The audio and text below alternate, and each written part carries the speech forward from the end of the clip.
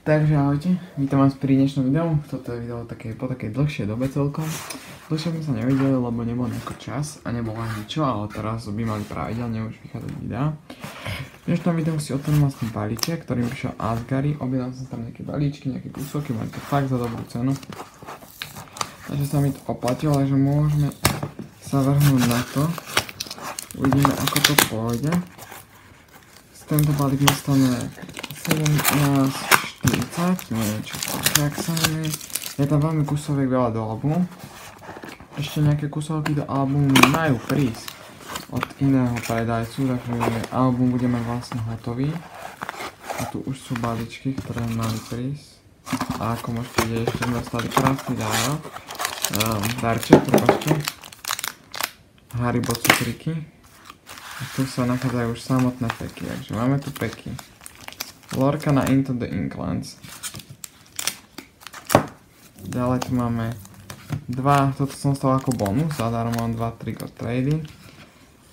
A ešte jeden Obsidian Flames a jeden Palda Evolved balíček. Takom ťažké. A potom v tomto tu máme vlastne, kusové karty, ktoré som si kúpil. Tu je Mimikyu nálepka, aby vlastne udržala tento tu balíček. Aby ten udržala tie karty v bezpečí, moc to nejde dole, takže počkajte sekundu. Ide to dole, ale musím som tú nálepku poškodiť. Takže už to aktuálne máme dole, vyberiem odtiaľ aj tie karty. Nie je ich tu nejako extra veľa, ale sú tam tuším nejaké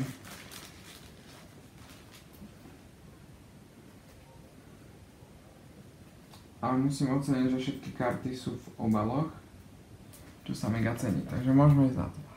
Takže prvou kartou je Artozon, Technical Machine, No Menace Backpack, potom je tu tento Esparon, tento Squabelly, tento Grey Tusk. Takže to je všetko. Takže v tomto vlastne balíku sme si objednali nejaké kusoky Paladin Fates.